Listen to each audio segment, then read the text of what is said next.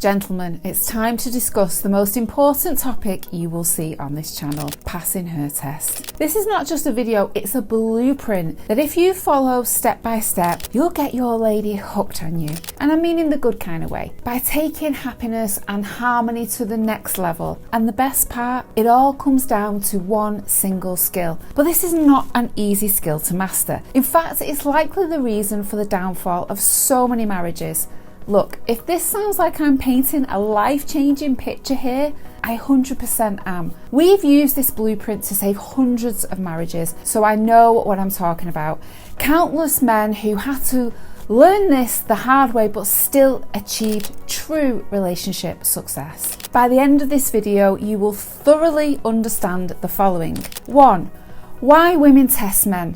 The answer lies deep within a woman's psyche, but there's also a spiritual element as well, and I'm taking you across the entire feminine cosmos. Number 2, why most men fail these tests and what happens when they do. There are 3 key reasons here, and I'm willing to bet you do at least one of these. Number 3, how women test men. We'll look at specific examples so you'll have no trouble spotting her tests. And 4th and lastly, but certainly not least, how to pass her test. On the best part, what happens when you do. This is better than a cheat sheet for a university exam.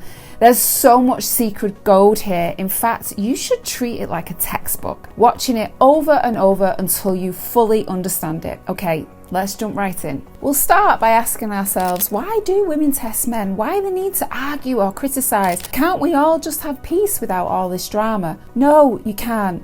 And that's a good thing. But before I answer the why, I need to clarify something about men's reaction to the answer. You usually get annoyed with it, right? The fact that we women test you is annoying and confusing at first, but you as a man must understand that when you get angry at the fact that she does test you, it's like getting mad at the water in a river for simply flowing, or the rain falling when the clouds come overhead. You're arguing over something you can't control.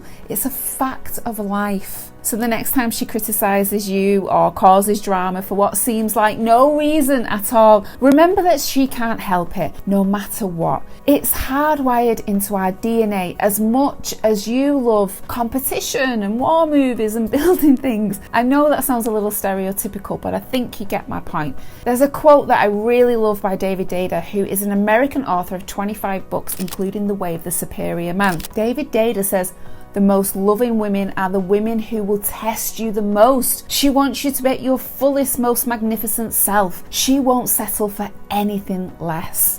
Now, before I tell you how to pass her test, I need to tell you exactly why she can't help it, so you can embrace her criticisms when they come instead of hating them. There are 3 main reasons why a woman tests a man that she's with. The first reason women test men is because women want, and some would even argue, need to experience an emotional array. I'm talking about all the emotions. Men often seek challenge to gain a sense of accomplishment. They're usually drawn to situations where they can overcome obstacles, achieve goals, and feel a sense of competence. There's the challenge. Then there's the release that comes with the peace of conquering it. This is seen in competitive sports or even sex. Women can experience this too, but women appreciate the emotional roller coaster in getting there. We want to feel the joy, the drama, and dare I say even the jealousy. Testing their men is a way to satisfy this need. When you understand this aspect of femininity, you can respond appropriately when she tests you. For her, peace is a great state, but a constant flat line of emotion represents the death of all feelings.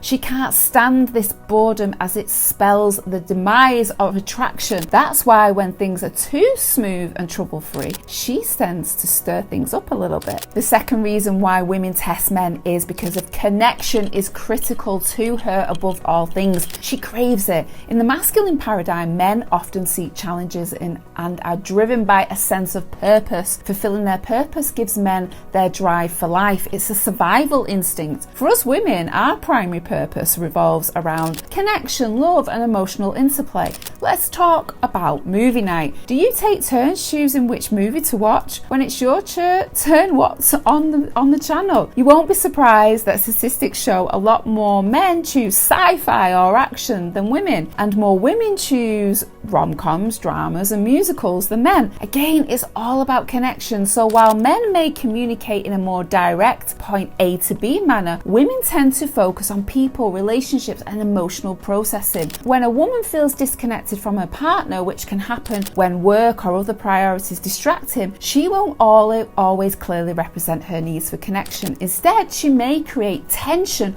or drama as a way to prompt her partner to reconnect with her. The tension and drama serves as a test, a means to gauge the strength of their bond and rekindle their connection. The final reason women test men, from young girls teasing boys in the playground to long married couples, it is a picking process, a system of selection. We have an innate drive within us. Women need to continually assess and ensure that their partner is the top apex male for them, the best provider and protector for her. While men are often taught to provide financially and take care of their partners, to be the provider, they often don't learn how to be the protector. No one really teaches you how to be the protector. I'm talking about healthy masculinity, leadership, and healthy dominance. It even creates arousal in her. These tend to fall by the wayside, and that's why we're leaning into the protector traits in this video. This ignites attraction and fuels that connection she seeks. In essence, these tests help men fulfill the role of protector and maintain their value in their partner's eyes. Think about thousands of years ago in the process of evolution. If a woman mated with the wrong man, it could mean death. Not only for her, but her children too. Passing her test gives you a green light. She can say, yes,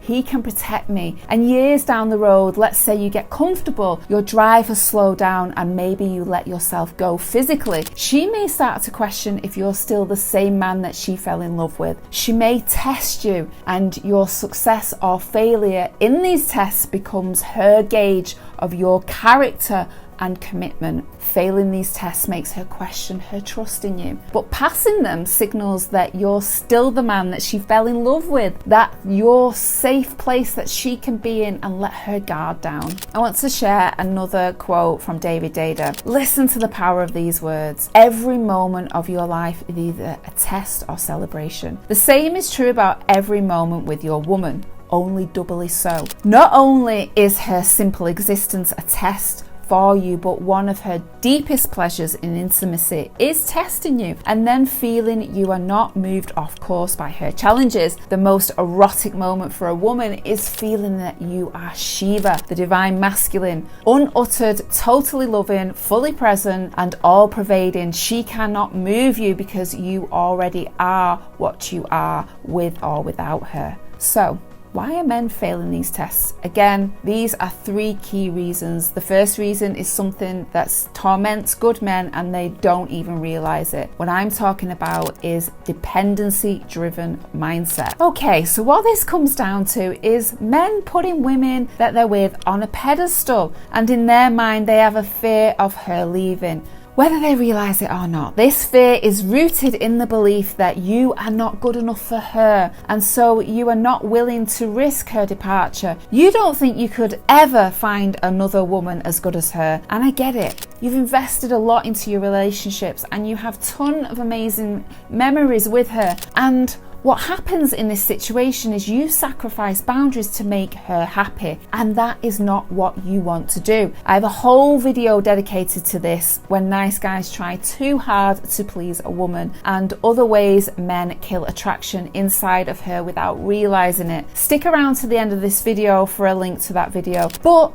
your boundaries and your values define who you are. It would be like a knight of the round table defending his honor in hand-to-hand combat. Then right before the duel, he drops his sword and runs away. You fail the test when you sacrifice who you are. Another example of this is if you have a healthy relationship with your family and your woman wants such an exclusive relationship with you that she doesn't want you to see your family, and you isolate yourself from other loved ones to make her happy. It sounds extreme, but I've seen it happen. Oftentimes a woman will test your commitment to your purpose. It's as if she's leaving breadcrumbs or dangling a carrot to see if you'll bite. This is unconscious behavior, but the key thing here is that she wants you to stay true to your purpose, not sacrifice your boundaries to make her happy. The second reason for failure is something I call affective homeostatic tolerance, or AHT. This refers to someone's ability to handle emotional discomfort. You're likely not surprised to hear that women have a higher AHT than men do. A woman's ability to tolerate negative emotions far outweighs a man's. From that tender age between 11 and 14, when girls first get our periods and experience those abdominal cramps and mood swings, we've had to learn to deal with pain and discomfort regularly. We have tons of experience in sitting with negative emotions. This ties into my earlier point about women wanting to feel all the emotions. It's part of who we are. So when a woman tests a man through criticism or moodiness, she can endure the discomfort, whereas the man typically seeks to end it. He's like, oh, don't like this. What's happened to my sweet and happy woman? Where has she gone? It's his inability to separate his emotions from hers that makes him live in reaction to her. And this is a feminine trait. You have to hone the ability to keep a grounded emotional posture, to be receptive to her emotions, not reactive. For a relationship to be successful, she needs to fall into your frame, not the opposite. She'll get angry and you get angry, and back and forth. You've lost it already. And if you find this challenging, you're not alone. Tons of men don't have the ability to master this. They lack the emotional intelligence to do this. It's hard to do, which is why it's one of the main reasons that men fail women's tests. The third and most significant reason men fail tests is trying to solve her tests with logic. This is probably the one that hits home the most. Women, when in the midst of an emotional storm, the tornado is spinning and the dust and debris is flying everywhere. She cannot see logic, nor does she want to. You're wasting your time. When you use logic to try and solve her problems, you're sending the message to her that she's not allowed to feel this way. Your intentions might be good, but you come across as wanting to shut her down and get rid of her emotions in that moment. It only leads to further disconnection. She wants support at that moment, not your solution. Plain and simple. It's also worth mentioning that one of the reasons men use logic in these circumstances is that it's easy to do so when she's upset about something else. But as soon as her test is about you, that's a different scene entirely. Your nerves get stuck and reaction kicks in. Oh no, that's not what I meant. You took that the wrong way. And women see this as you kind of making excuses. Okay, how do women test men? It all comes down to one idea, and I'll paint a clear picture with some stories. The idea I'm referring to is her trying to knock you off your frame. Imagine a picture frame, but instead of a picture, you are inside the frame. You hold this frame up by your perceptions, your emotions, opinions, and mental dispositions. It's your view of the world and also how you see specific events. She will criticize, argue, tease, and indirectly shame you to knock you off your frame, like little challenges or questions to see how you handle different situations. How you react to these challenges makes all the difference in your relationship. It's how you pass or fail her tests. Another great quote from David Dada is, "Your woman knows your weakness better than anybody. She knows where you'll falter and give up. She knows the degree of mediocrity you will settle for, and she knows your capacity for a full man, a man with a free conscience and love. Her gift, if she is a good woman, is to test you with her darkest moods over and over and over until your consciousness is unperturbed by feminine challenge and you are able to pervade her with your love just as you are able to pervade the world. In response to your fearless consciousness, she will drench you in a world of love and light. Wouldn't that be wonderful? Since your frame is your own unique view of the world and events around you, it's good that it's different from hers, and it's what keeps the relationship interesting. That's why you should never be afraid to see and express things through your frame. It's who you are and no one can take that away from you. Don't let anybody knock you off your frame. One time years ago, I went to the movies with a guy friend of mine, and he was really excited to see this summer blockbuster. And it was new out at the cinema, and we showed up on time to get our popcorn and get some good seats. We purposely chose not to read any of the reviews ahead of time or even watch any of the trailers. We wanted it to be a complete surprise to us as we settled into our seats, surrounded by some strange eager fans who were dressed up as their favourite characters. We could feel the anticipation in the air, accompanied by the sound of mouths crunching popcorn until the lights dimmed down and the movie started. But as the movie unfolded, it became apparent that the plot was convoluted, the special effects were less than stellar, and the dialogue was cringeworthy. I was growing increasingly frustrated and couldn't help but voice my disappointment. I can't believe we waited months for this. We should have looked at the reviews. This is a disaster. I was grumbling as I sank into my seat, and my friend, however, found the poorly executed scenes and the unintentional humour in the movie amusing.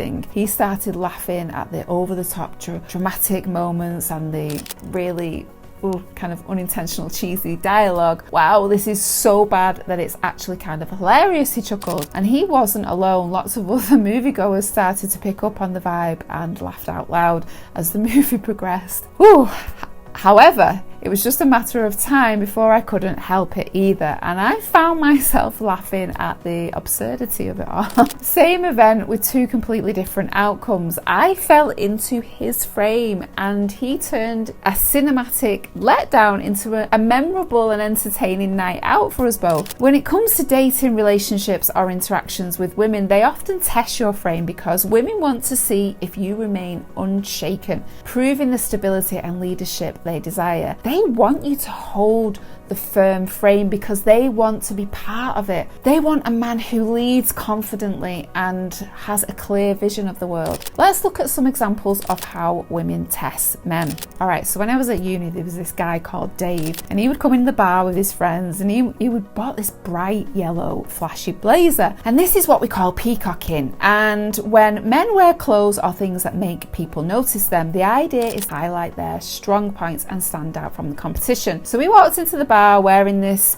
eye-popping yellow blazer, and it wasn't something he would normally wear. He bought it on a whim and he wanted to be a little showy and make a statement. But when he got to the bar, he was a little insecure about it and it was showing. He and his friends were talking with some of my friends, and one of them said, "You look like a lemon in that jacket." He responded, "Yeah, I liked it when I bought it, but now I'm not sure. I didn't mean to be so flashy. I'm probably not gonna wear it all the time or even ever again." She kind of just stared with a weird smile and said, "Yeah, good shout." And the awkward conversation didn't get much further than that. Now, there's a really good way to pass that test, and keep watching for a really good example. But that's how Dave reacted at the time when he didn't understand the concept of framing. Now, if he passed that test, she would have said, "Oh, okay, he's confident. He doesn't care about my opinion. He's a man who knows himself." That's what confidence is, having that frame and staying inside it. It sends a message that you're not moved from your view of the world and who you are. Now, the hardest test for any husband to pass is when your wife says, "I want a divorce," or "We're through," or "I'm leaving," or worse, "I'm no longer in love with you." For any man who loves his wife, this is painful to hear. Most men fail this test when they react logically and in panic. They beg and plead her to stay, that they will change, or they react in anger. Okay, fine, go ahead then. But you see, what she's really saying with this test is, "I'm unsure of the future of our relationship. I need more trust in you that this can work, because if you were the same man she fell in love with, the man who she looked up to, she's going to test you.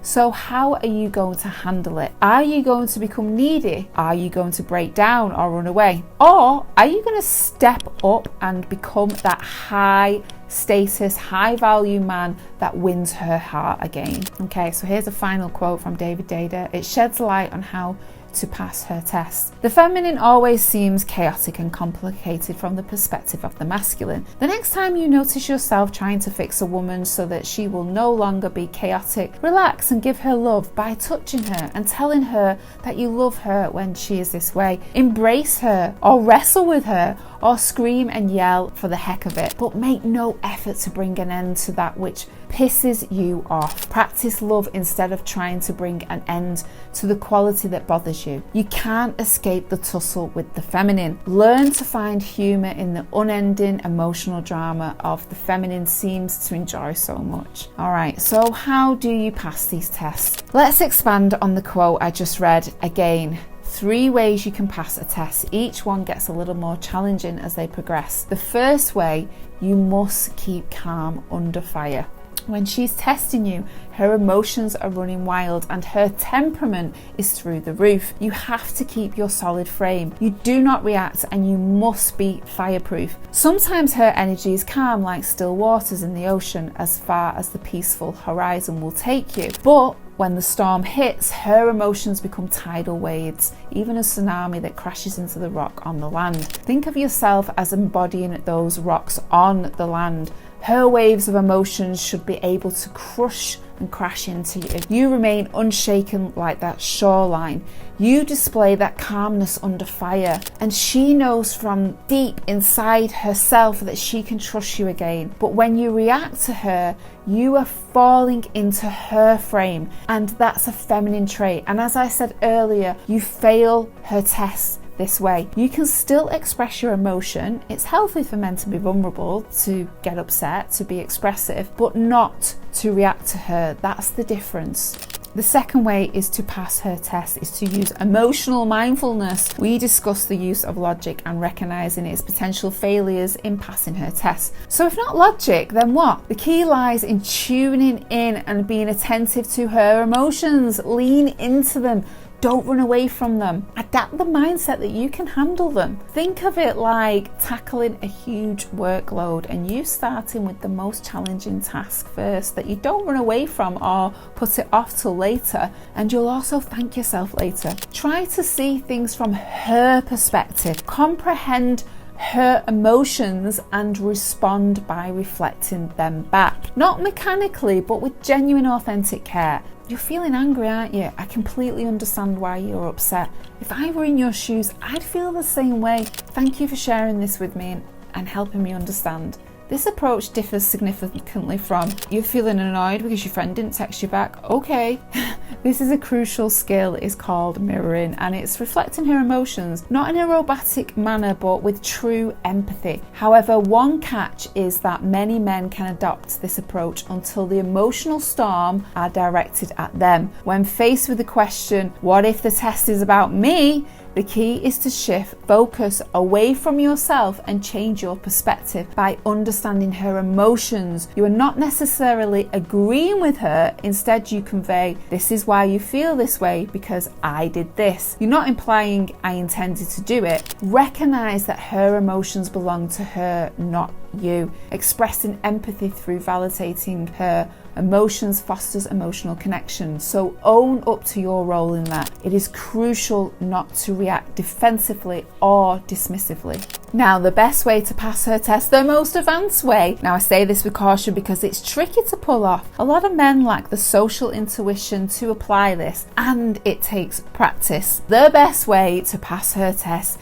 is to add humour. There's a technique called agree and amplify, like a AA battery. You see what I did there? This involves agreeing with her statements and amplifying them in a humorous way. The goal is to maintain a light-hearted, non-reactive attitude, which can be effective in diffusing tense situations. This is the best way because nothing conveys more that you're confident and strong in your frame than conveying it with humour. Let's go back to Dave when I was in uni, wearing that showy yellow blazer in the bar. When my friend commented that he looked like a lemon, he didn't know what to think, so he fell into her frame. He reacted somewhat defensively and tried to explain it wasn't something he would normally wear or maybe wear at all. The best way to pass her test, though, would have been to agree and amplify. Something like this. Yeah, I got it from the citrus shop. I was eyeing up the lime green jacket, but it wasn't sour enough. Now, if I'm ever stuck in the rain, I get instant lemonade. Does your jacket give you instant lemonade? I doubt it. The point is, you're not being comical to make her laugh. You're saving it to make you laugh. You're